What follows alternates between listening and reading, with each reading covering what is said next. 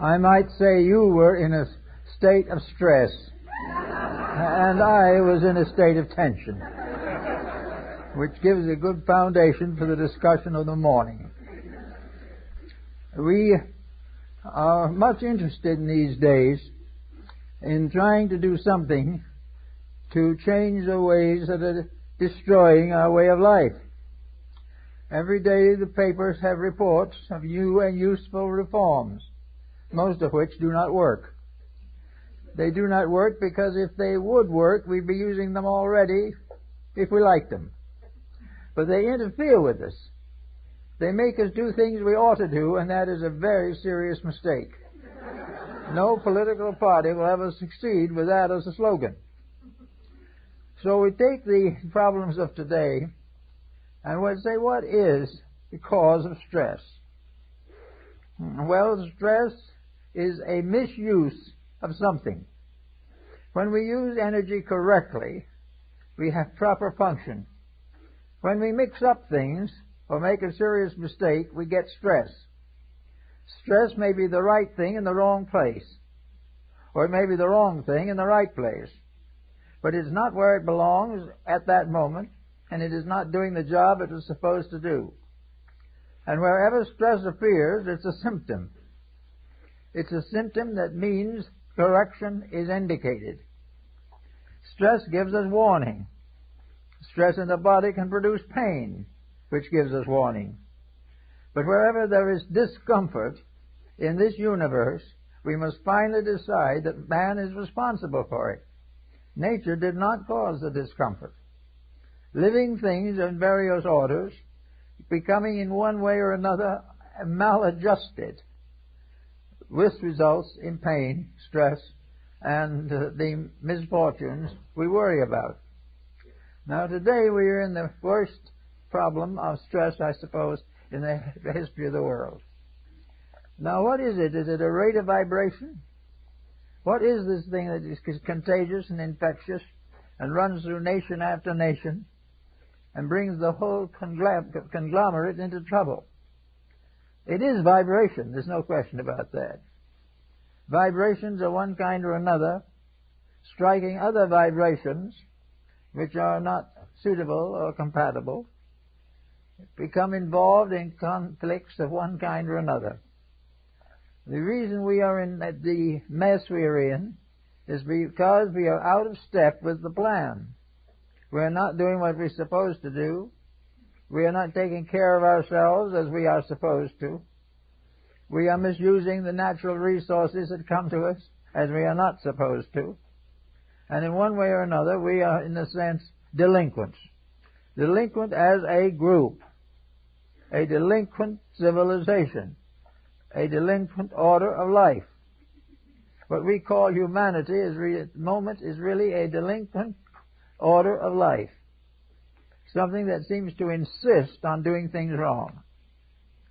Now we can say that that's an exaggeration. That a lot of people are doing things right. But when we look into it carefully, we find that the people who are doing it right are not very well known and not very numerous. But the people who are doing it wrong are very famous and are very, very numerous. And they keep on being numerous, and they make new rules and new laws and new covenants so that they can continue to be delinquent. Now, it would seem that the average person coming into a country which he is not native to would do what we do when we visit foreign countries here. The first thing we try to do is to find a little textbook so that we can ask and answer simple questions. Then we try to study about the country a little bit, what its customs are. We don't want to insult or injure somebody. We do not want to appear to be unpleasant. So we do all ways that we can to do little things that make us pleasant in that country. And we probably get along pretty well, and of course, fairly, honestly, we are all the time looking for bargains. Bargains was really probably what took us there in the first place. It wasn't love of scenery. Well, we caught a little scenery along with the bargains, and all went well. Now, when we come into this world by birth, We are coming into a strange realm. Perhaps we've been here many times before, but we've forgotten it. There is nothing that we learned long ago that is immediately available to us. We have to search memory and recapitulate some of the happenings in order to make ourselves adjustable to the new situations. So we come in new and ready, and we immediately begin not by becoming strangers and by trying to learn the ways of this country, which is going to be our host for a while. We come in with only one thought in our minds: to change the country. The country must do what we expect it to do. It must do just what we want.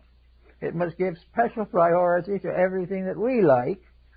And most of all, it would be honest when dealing with us, not necessarily all the rest of the time. So we come in here to take over something that we know nothing about. And we've been doing that from the dawn of time. We have come in as mental giants. We have come in as capable of ruling everything. And we have settled down to imposing our own laws upon a world that has laws of its own. Natural law is inevitable. Human law is usually in trouble. We go back to the very beginning of all this, we find various codes of law, like the codes of Hammurabi and the codes of Justinian. We find that in ancient times men created codes. Now, the earliest of these codes was probably the most honorable. We would consider them the most primitive. We don't think of those codes anymore because they demanded honesty, and that was a mistake.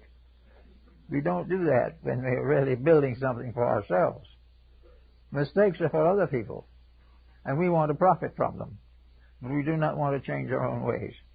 But in any event, we have these ancient codes, and they tell us very simply, keep the rules and they'll keep you. Break the rules and the rules will break you. But we're not following that line of thought. We are doing everything we can think of to create systems for evading facts.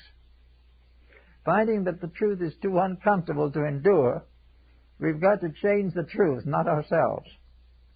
We must continue to find ways to doing what we will and want to do in a universe that says we have to do and be what it wants us to do and be. We are not here to change the universe. We are here to grow up. The child that goes to school is not here to build a new schoolhouse. He's there to take the instruction that has come to him. Now, in the days that have gone by, we had plenty of opportunity, going back 5,000 or 10,000 years, to find out what happens when we're foolish. We've all watched and read about civilizations and cultures and individuals and families that did it wrong. We know the trouble they got into. We know the tragedies that they caused. And we also know that we have inherited a great deal of misery from their mistakes. But it never occurs to us to realize that there were rules to start with that we should have been giving thought to, that we should really have been attempting to understand and apply. So we keep on making our own little rules, and we keep on getting in trouble with them. But if we wanted to make the major rules, the changes that would straighten it out, it would cause us to do things that we really don't want to do. We do not want to cooperate. We want to compete. We do not want to rejoice in the well-being of others. That we want them to participate in the process of taking care of our well-being. All the way along, each individual considers himself the object of major consideration. He wants to do it his way. He thinks the world should permit him to do it his way. He thinks if he wants to take over somebody's country, he can do it if his physical strength is great enough to permit it. Where moral and integrity come in, there's no interest. So we have managed in the course of the last 5,000 years to get ourselves into a very difficult situation. We are in a condition in which we have catered to ourselves for so long that the possibility of not catering to ourselves is cataclysmic. It's going to be the most difficult thing in the world. But as it stands today, we are in the midst of the mistakes we have made, and the effect upon us is called stress.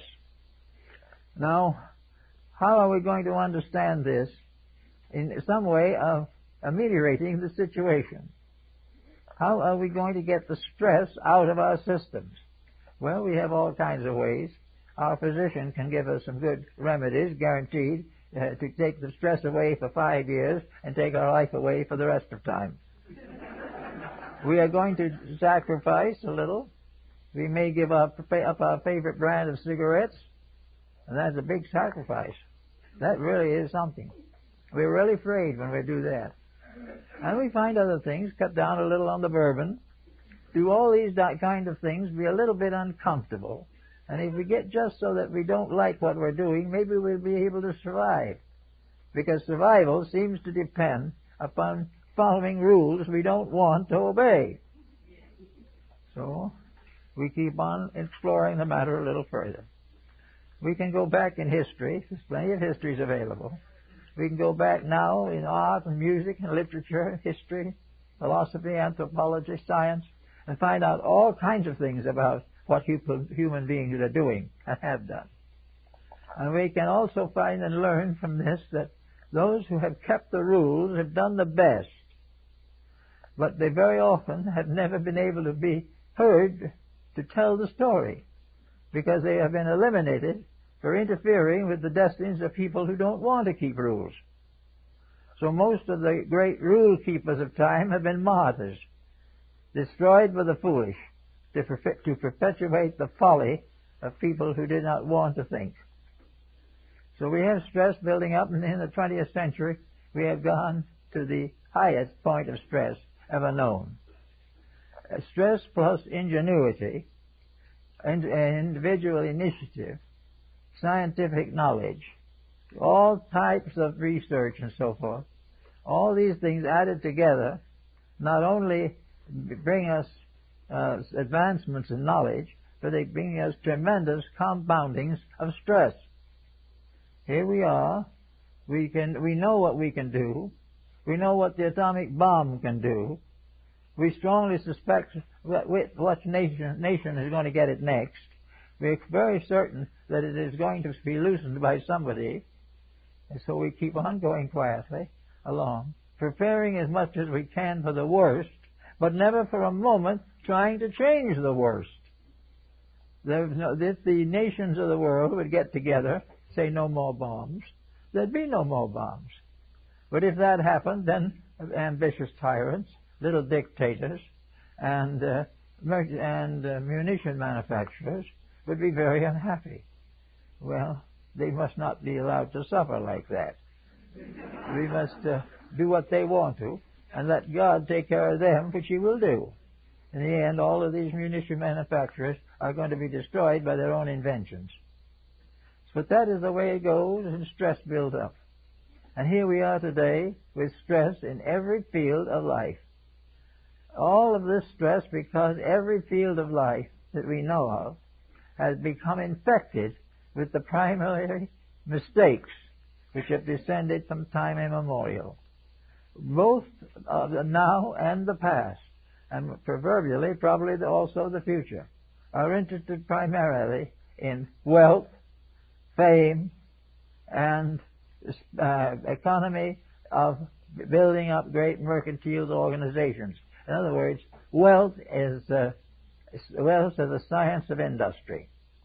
Wealth is an accumulation of the spoils of war. Wealth as the result of stealing one person's land and giving it to somebody else. All of these things add together to wealth or fame, and these are success.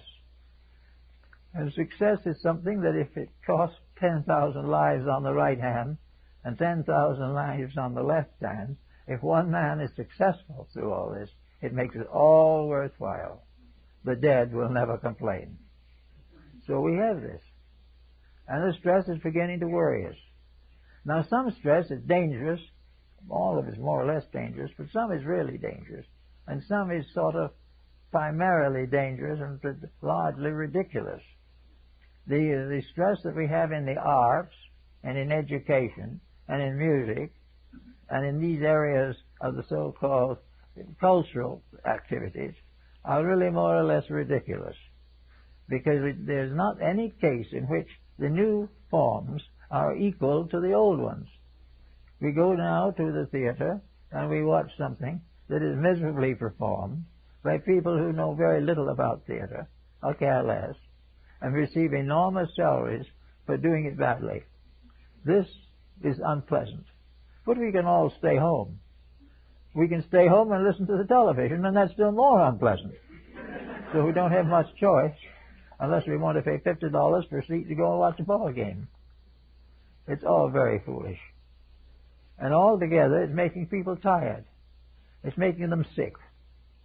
Now, we know from nutrition and from the new sciences of dietetics and so forth that the individual who is emotionally distraught, who is psychologically disturbed, and who is physically underprivileged and undernourished is not going to be healthy.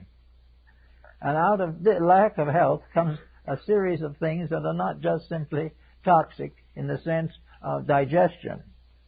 Out of this sickness-like condition of the majority of our people of the world is coming a sickness of life, a sickness of mind, a loss of values, a destruction of morale, and gradually they are destroying ourselves by destroying the integrities which make our survival possible. We are destroying the human race because we are neglecting the things that make the human race live. The human race does not live by the grace of God, not essentially. It lives by the intelligence, common sense, and integration of people. That we live because we keep the rules of living.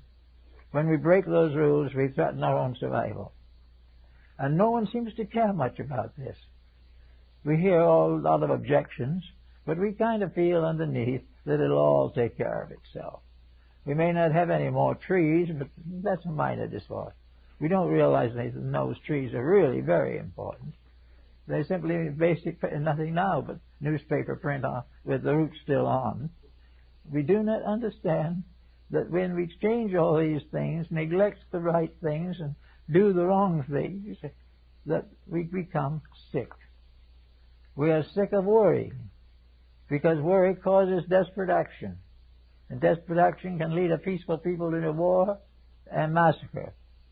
We are also miserable because wrong actions upsets our economic balance.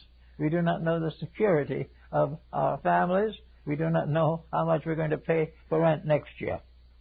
All these things are basic mistakes due to the fact that we have suffered from stress and suffer from it every day, but quietly decide not to do anything about it.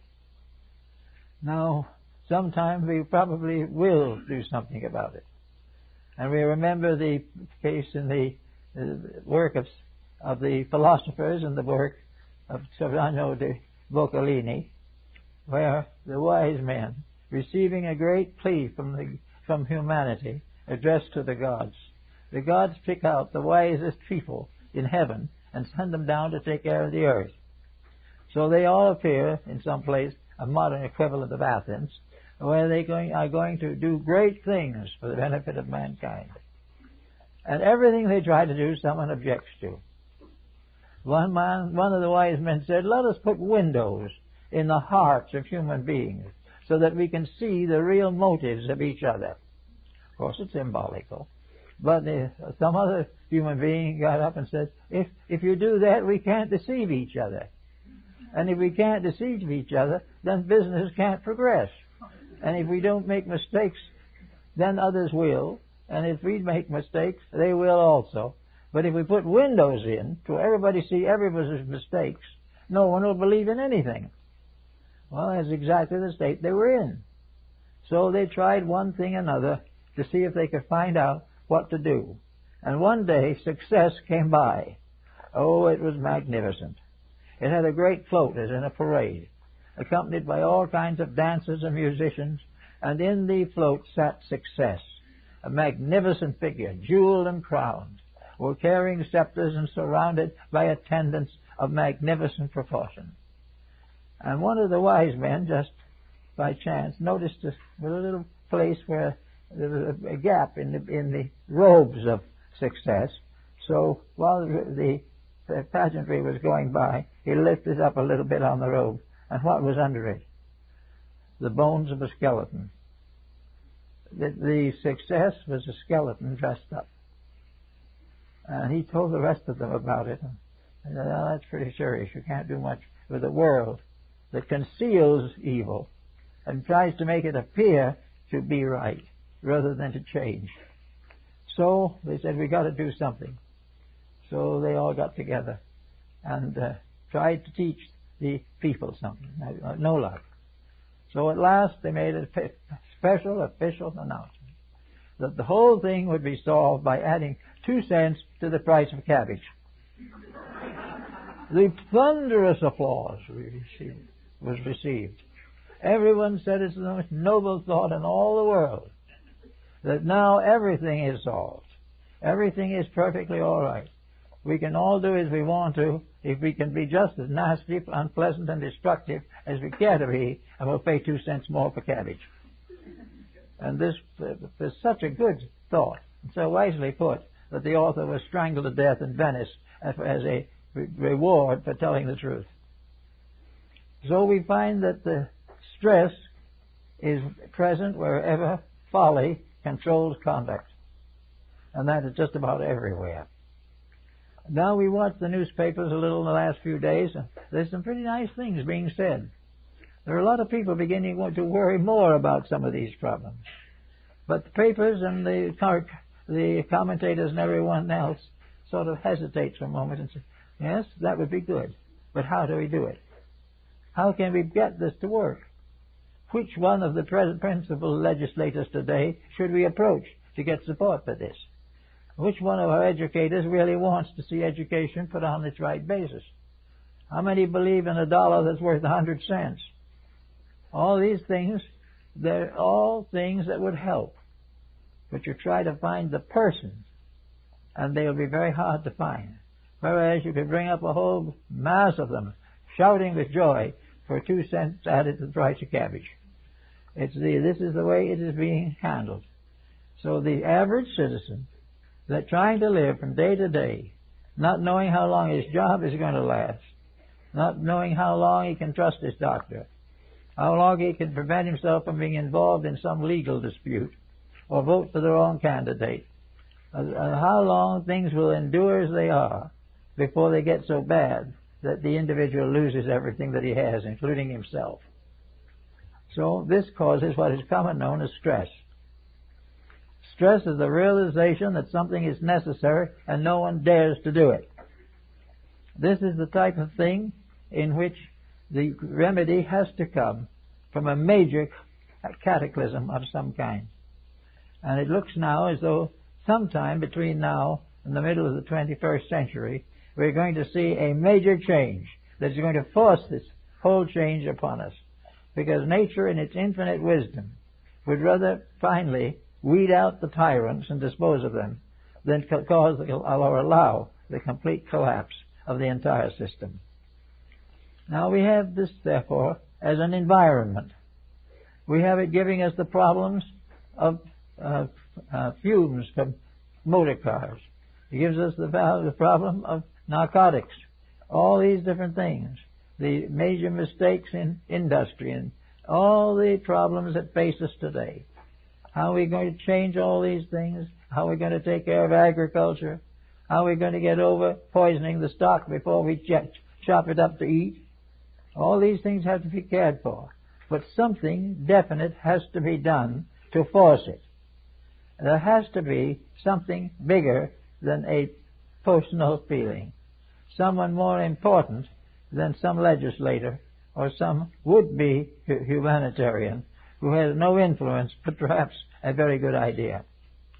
So we must watch for something, and it will come, that will bring with it the forced change we have to have. Now when this forced change comes, those will probably cry the loudest who deserve it the most. Because if they had not, or someone had not deserved it very badly, we would never have needed it. But having broken all the minor rules of life, we are confronted with major rules that can break us. So we have people worrying about the job, worrying about the world, worrying about religion, worrying about whether the Muslims or the Hindus are going to govern something, worrying about where they live, constantly working for some private cause. The individual worrying that the right to carry a pistol or a machine gun will be taken away from the private citizen. Why the private citizen should own 200 machine guns and rifles in this country is a question. The theory, of course, is that you might need them if there's a big revolution. Well, with a revolution like that and that armament ready, the revolution and the survival become very doubtful. Instead of solving the problem, we arm ourselves against it, and therefore we are constantly in trouble. So here we are with our worry, our stress symbols, our young people not knowing what to do next, laws for everything you can think of, laws for every correction of moral defects that was never corrected before because no one knew how to correct them, and no one knew what the universe really wanted. People didn't care. Most people did not build their morality upon universal law. They built it upon religious congregationalism. They built it on what one church said for them, another church said for something else, one religion said it for Islam, another said it for Buddhism. Each one of these said it a little differently, but no one was really interested in discovering the simple fact that they were all talking about the same thing. Everyone was so frightened of the wording that they didn't stop for a moment to think about the ideas involved. So here we come along down through to the 20th century. And we come now to the little planet that we live on. A little planet in which the air is getting more polluted every day, but the water is no longer fit to drink. All these things are getting worse all the time. Congestion, land problems, all kinds of employment situations, even religion and languages are becoming involved. Everything now is becoming more and more acute, and the individual, as a private citizen, does not know what to do. So while this stress is building out in space, tension is building up right here at home in the family. So the world's stress, due to the world doing it badly, is now coming through to family tension. The effect of this conglomerate of pressure on private citizens who have no background, no essential preparation for the responsibility of solving great social problems. There are problem solvers that are very simple. The truth of the matter is, most of our problems have been that we've made solution difficult, when it is not the solution, it's the problem that is difficult. But we haven't thought of it that way.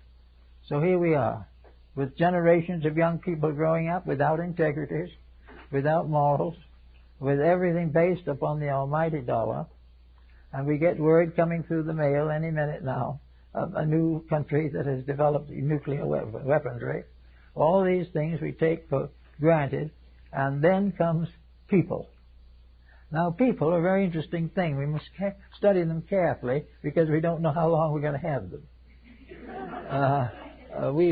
We have to be very careful of people because people are being hurt and disillusioned and destroyed every day. But people are the things that perhaps have the answers, if we would give them a little credit. The average person has never been very rich, and while he might like to be, I don't think he is necessarily willing to sacrifice everything for a few more dollars. The average individual has never had a high esteem for his position. He's done the work of the day. He's lived his life. He's retired on his pension and has departed in due time. Now these people are being affected very seriously by stress, and it is coming in on them in every way you can imagine. And they are the ones who you might say are the helpless victims of a system. They're not helpless victims because if they weren't partly guilty, they wouldn't be in the trouble. Most of them could have done a little better. Movements like the populist movement and other political systems throughout the world could have done much more if the public had accepted them. But the public was really not quite willing to accept the idea that it's 100 cents on a dollar. It's not that honest, that strict. It really wanted other people to be honest, but it didn't want a code that made it honest as a group of people. So we have no correction. But at the same time, the stress and this strife and pressure and tension is building up. It is building up in every area of our society. It is building up at a rate unbelievable in terms of past history. We are having more difficulties and more relapses and more complete failures in the last 100 years than in the preceding 2,000 years. Because now everything is exaggerated. Everything is built up. All thoughts are big, but there's nothing back of them. And these people who are suffering now from the mistakes of their ancestors and their own willingness to accept these mistakes are the ones that are going to have to do something about it in the next century. Well, there's a lot of things they can do about it. One of the things that can definitely do about it is to correct some of the major, simple problems that face us every day. We've got to make sure that the food is fit to eat. We've got to make sure that the air is fit to breathe. We must be certain that some basic values upon which survival depends are provided for. We can't keep on having oil spills all the rest of history. If we do, the history isn't going to be very long. We cannot neglect all these immediate things that are just actual monuments to stupidity and selfishness and can hope to go on. So all these basic, simple things will probably have to be corrected. We're going to have to find out what to do about the narcotics problem and do it. And we're going to find it difficult because we've raised 2 generations at least now of young people who have no sense of moral integrity and therefore are not afraid of narcotics, although they witness the complete collapse of integrity under the influence of them. So everything goes along, but it's all visible. We can see what is wrong. We see it every day. We see it in our thoughts. We see it in our newspapers. Our politicians are talking about it. Our educators are trying to do something about it. And the rest of the citizenry is waiting, hopefully, that something will be done about it. But in the meantime, there come strikes, and another nation has the bomb. All of this keeps on, and nothing changes it. Well, nature is not that patient. Nature is very patient, and the laws of cause and effect work. And the principles of integrity work. We give every individual the right and the privilege of correcting his own faults. We give him the opportunity to do it right. If he's doing it wrong, we try to educate him. Nature tries to educate him. After 25 or 50 oil spills, nature has tried to educate us something about the petroleum industry. We have plenty of opportunity to learn. But wherever it is disagreeable or contrary to our economic choice, we don't learn. It is the thing that is done honorably that is considered as the objectionable alternative. It's not the thing we should be doing. It's the thing that we should win without doing. Now, all this is also talking down into our personal lives. At the bottom of this chain of circumstances is the world home, the family, young people, all the things that go to make up the simple society which has been ours since the dawn of time.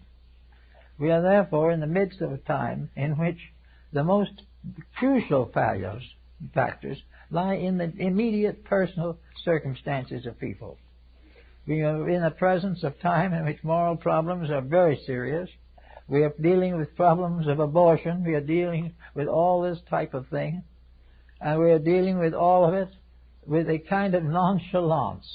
It doesn't make much difference how it goes, business. And if the justices, the Supreme Court, say it's all right, it's okay. But then it's all that way. It doesn't make any difference who says it or what they say. It is either true or it's untrue. And if being true it results in misery, then the misery was necessary. If it was not necessary, then the misery is sham. But we find every day that the problems that we create and face can only be solved by integrity. Now, gradually, however, things get worse in the individual's life. Most people today in so-called civilized nations, which means really that they're not at war at the moment, this type of thing is something they have to think about. They have to go into it a little bit and try and find out how to keep what is good and get rid of what is not good. Now, how are they going to do this? There has to be something that forces this viewpoint upon us. Now, Nostradamus tells us, or intimates very clearly, that in the 21st century there is going to be a major upheaval. He's been pretty correct on everything he has done, from reading the ancient books of the tribe of Joshua in the old Hebrew distribution. He is of the opinion that there will be a great confrontation that will probably begin before the end of the present century. In the next 10 years, we're liable to see more happen than in the previous 100 years, even though we went through 2 world wars and 2 depressions. In the next 10 years, many things are going to be forced upon us in the form of change. We are confronting political situations like the establishment of the sovereignty of Hong Kong. We are dealing with economic changes, as in the relationships between communist and democratic countries. All around there's anything happening. Nation after nation is going to war. Leader after leader is leaving the country with the funds. All these things are part of a tremendous program that is adding up to something. Little by little, we are euchering the situation until a certain pattern is set up. A pattern which can result in a complete overwhelming and overturning of what we call civilization. Well, if we come to deserve it, we have to take it. And it looks very much though we do deserve it. The only thing that we do not deserve is peace. We've never earned it.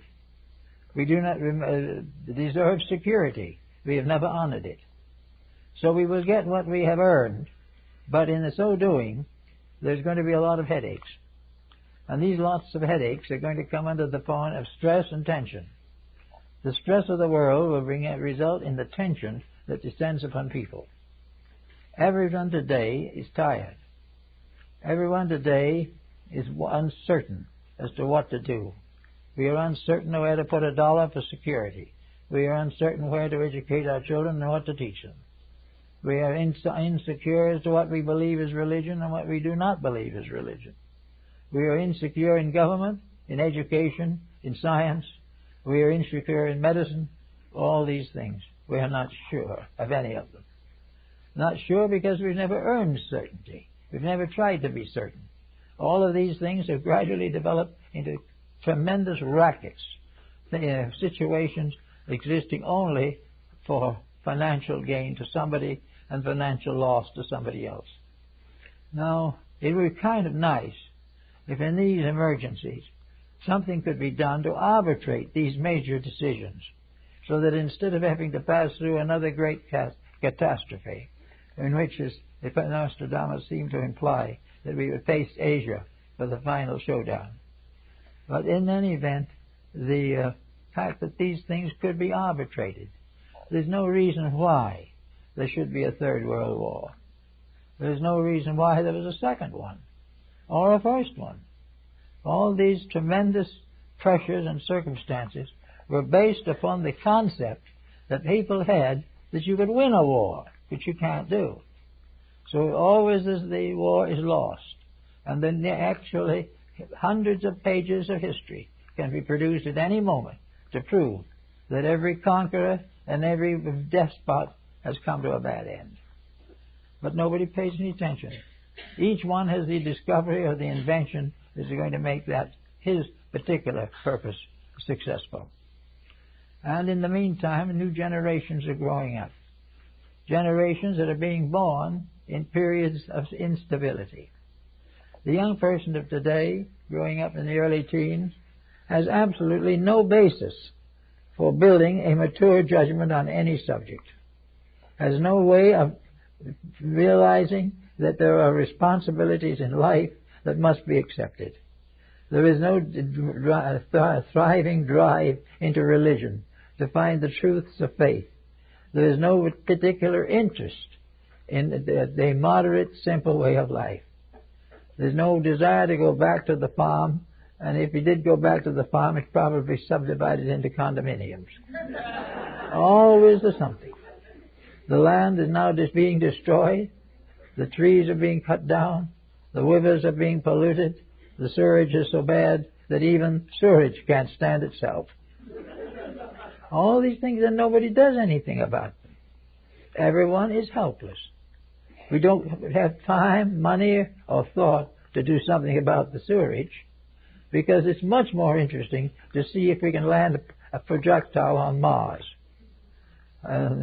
Maybe the man in the projectile hopes he'll get there, but nothing is being done. Science is doing all these wonderful things. Men are born, men suffer, and men die. The great facts of life have not been considered.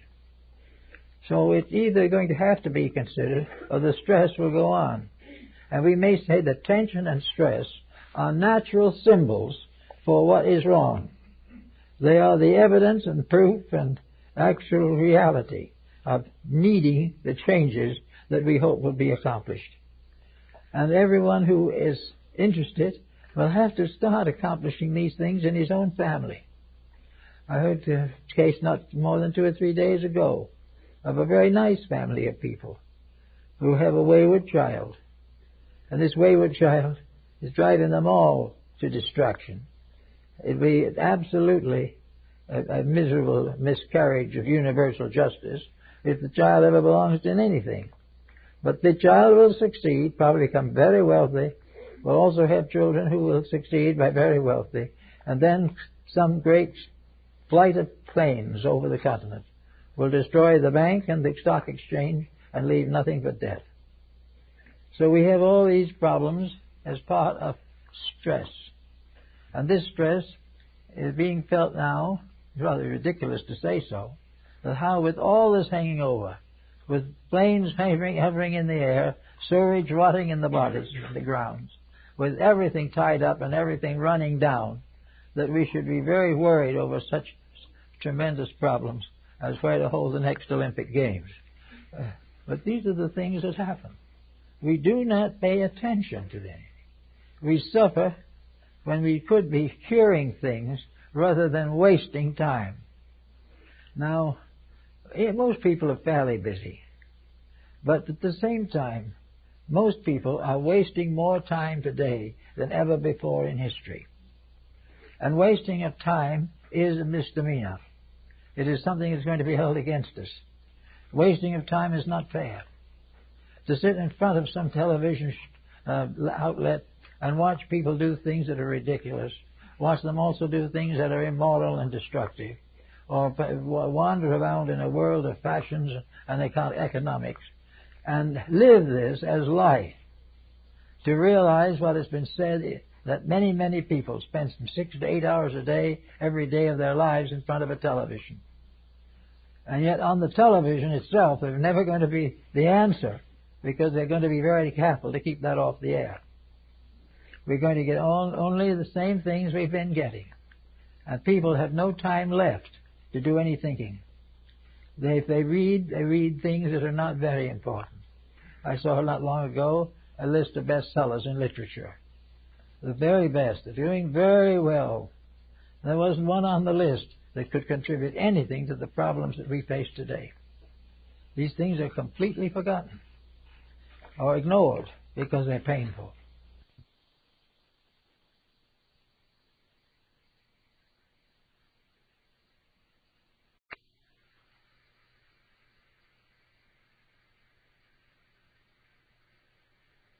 They get more and more painful. And then people are going to have all kinds of ideas. They're going to say, I had a nice boy, he grew up and he became a dope addict. I just can't understand why he would do that. Why he did. We were a nice people. We were a good family. In fact, I think we went to church occasionally. But the boy just got out with the wrong people, that's all of us to it. And now he is in an institution and will probably die. Why do these awful things happen to me? Why? Because we don't do anything to prevent them from happening.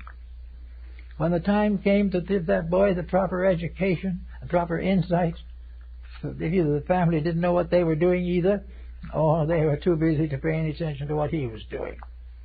So it all goes. Millions of young people. We have about 200,000 a year of really serious juvenile criminals. This is not necessary, not reasonable. And it results also in a terrible headache for the facilities that exist to help these causes. There is no way that we can prevent the problem that we have, this problem of stress and tension, until we realize that we are nervous wrecks because of the consequences of our own actions. We have created a world that would drive anyone into a moral breakdown. But we don't combine or think of the fact that we are doing certain things ourselves has anything to do with the collapse of our culture.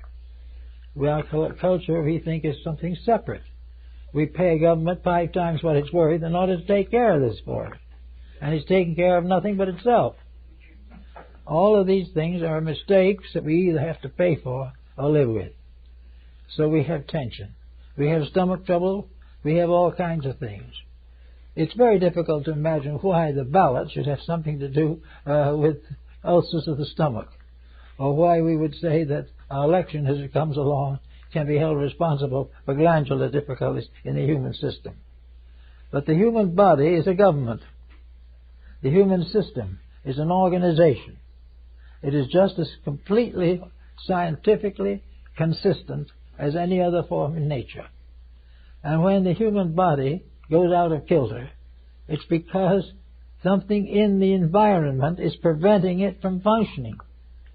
The conditions necessary for a healthy body are the same ones that are necessary for a healthy world. We don't have a healthy body and we don't have a healthy world. We have people who work very hard at some rather prosaic task into their 60s, then they retire. By the time they retire, their bad habits have begun to catch up with them, and their older years are very often unpleasant. There is no need for these things, but we do not do anything to prevent them. Now, we have probably 50 or 75 ailments that are particularly strong in the case of older people today, or develop suddenly and unexpectedly in those of middle life.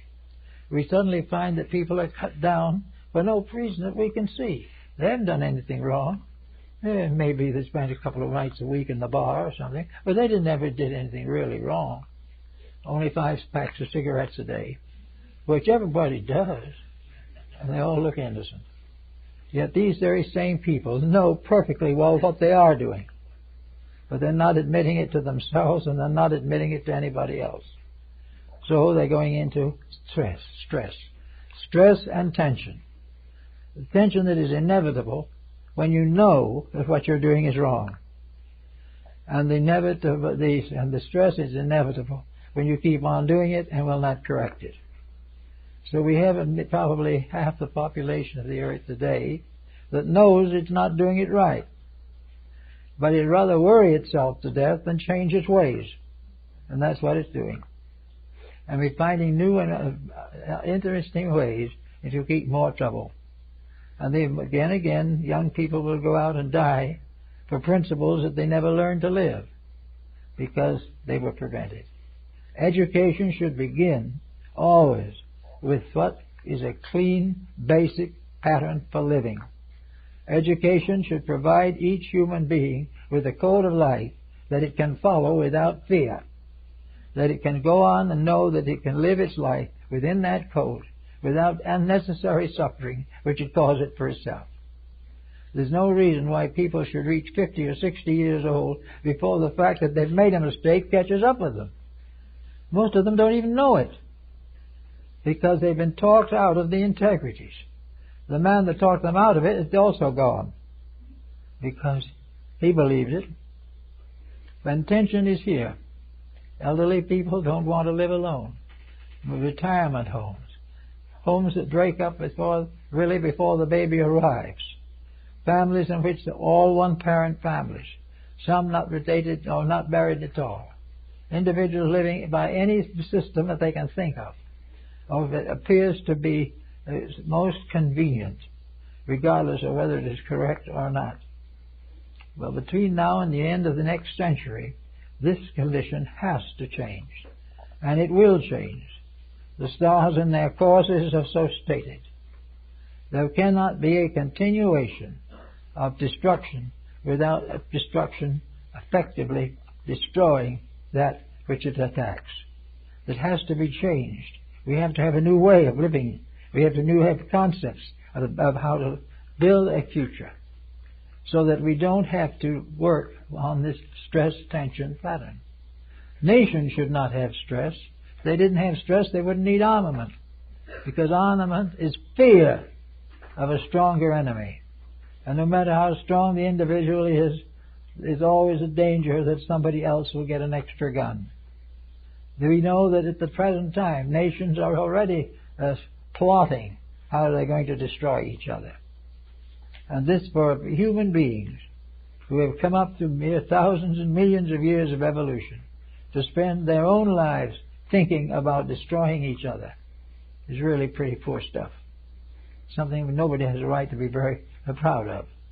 What we really need is simply honest thinking. Thinking that can be done by a 10-year-old child. Thinking it can be done in the backyard with a pet hen or a pet rabbit. Things that are so obvious and so real and so inevitable that there's no question about them. And because they are not questionable, no one asks about them. Because they probably realize that they get the straight answer. But if they did, that straight answer would disillusion somebody about something that they're doing every day. So, we got sick people. We got people with hospital bills that are much too big. We have a world that has all kinds of knowledge and everything of that kind, and still we have difficulty in breaking the minimum age limit. We may have put on 5 years in the course of history to our lawful expectancies, but we've taken 10 years off by our own dissipation. Everything has got to change. Now, we don't need a theology that is full of thou shalt nots, and we don't need all that abracadabra that goes with it. What we know is we need to do is to relate the fact that a natural universe, a universe of stars and galaxies, this tremendous space manifestation that we know, is not something that was created out of nothing. The tremendous pattern of things that we can see reveals to the ultimate knowable or discernible limit absolute law, absolute integrity, and absolute manifestation. Whatever it is, it's lawful, it's reasonable, and it's right. It always has been. Nothing has ever won against it. Nothing has ever lost that was for it. Now we have this there. The idea of trying to change it, trying to prove, for instance, that the young child doesn't need a home, trying to prove that it doesn't do better with one parent than it will with two. All of this is contrary. If it hadn't been, it wouldn't have been set up correctly. When the two-parent system was set up by natural law in the human family, it was set up because that was what humanity was expected to have. We have been now several thousand years trying to get rid of this. Instead of trying to get rid of the integrities of life, we should be trying to get them built up, strengthen them, and give more power to that which is obviously the intention of the creating power. We need these things. We need obedience to universal law, and not obedience to the whining of ignorant and even criminal people. We need to understand nature. And there's no reason why a high school graduate shouldn't already know enough to live a clean life, not only for the length of time he expects, but maybe for a couple of extra 100 years if he does it right. We do not need to have all this vast experiment to try to prove something that's no good if we prove it. And when we kindly do prove it, then something comes along and disproves it almost immediately. We need to have a reasonable fear of being wrong, a natural fear, a natural anxiety. But this natural anxiety should incline us inevitably to correct the thing they're afraid of, so that we will no longer fear it. And we will discover that what we thought we feared was really a wonderful truth in disguise, which we were reluctant to accept. When we understand these things and understand them right, we won't have any problems. They're perfectly natural, perfectly reasonable. The archetype of the universe, the great trestle board of the heavens, is there. We know the infinite patterns of life. We see them traced in the rocks. We see them in the mountains and in the seas. We see life in every element. And wherever we see man, we see him destroying life. When man destroys enough life, he's going to destroy himself with it. There's no reason why everything that exists should be sacrificed to the whim of man, who doesn't even know why he exists or have any real interest in finding out. All he's interested in is being secure and prosperous and important for the few years of his life. Then he will disappear, and his moral problems will disappear with him, but they'll stay with us until somebody solves them. So we can get down to freedom from stress and tension. We all get tired. That's expected. We all have our little problems that we're not going to cure right away. But if we can get a basic set of values, knowing that if we keep the rules, they'll keep us. If we break the rules, they'll break us. And begin by recognizing what constitutes the foundations of a good life. The acceptance of responsibility. The recognition of the rights of others to succeed. The rights of all living things, animate and inanimate, to have their fulfillment in this world of which we are a part.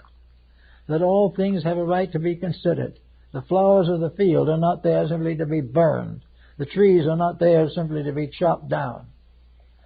The animals are not there simply to be slaughtered. All these things have to be corrected and put in their proper relations.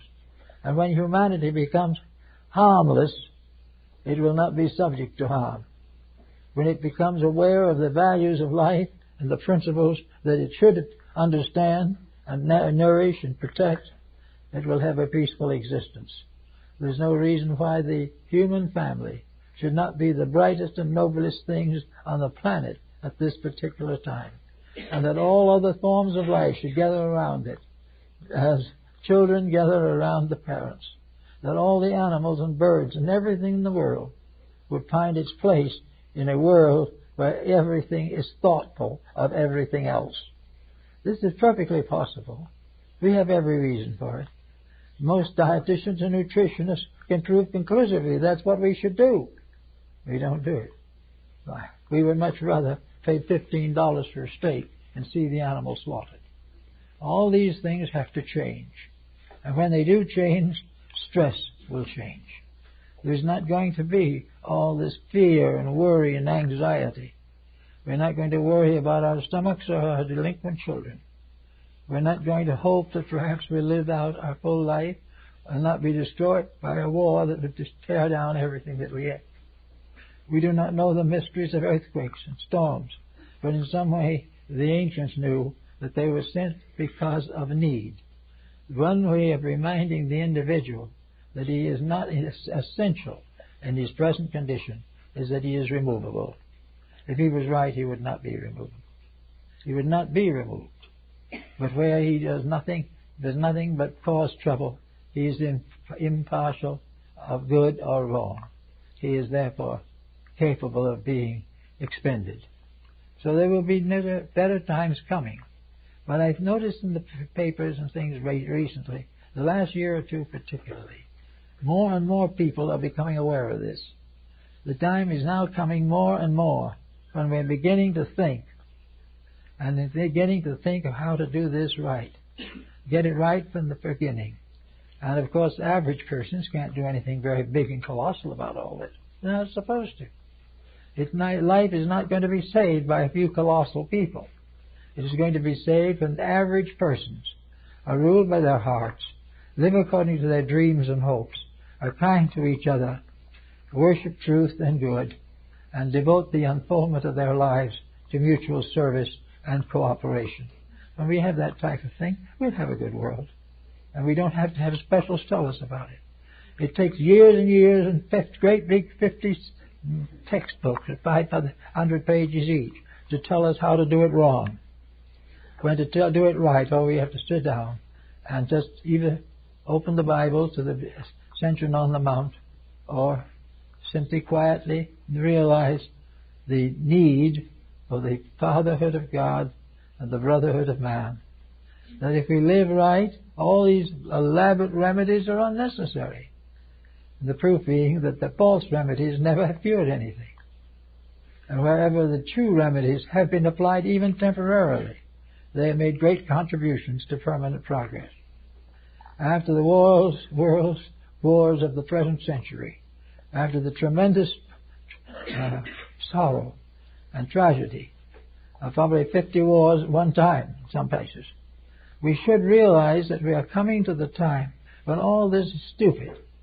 There is no need of good people going out and killing each other, simply over the fact that some dictator wants the territory. So, goodness, kindness, these things start at home.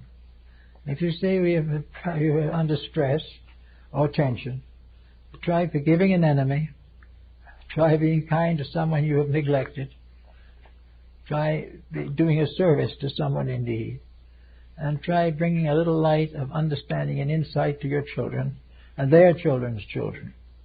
Do the things that are right in a little way, and a heap of little things done right may become the mountain of salvation. We are definitely at a division of the way. We must either go of our own accord, joyously, to the better things of life, or else we must go suffering from the penalties of our own mistakes. It is much better to go gloriously than forlornly. And the forlornness will not be due to nature or natural law, but to our own selfishness. We have a perfect right to hope, to have as good a life, good a world, good opportunities as we are willing to earn. And we can start earning already. Most people have earned a little already. Just build on the little you got started with and keep it going. And by the time this great emergency arises, you probably will be very comfortable, very well set, and doing what you should have done all the time anyway. That's about the best we can do about it at the moment. Thank you.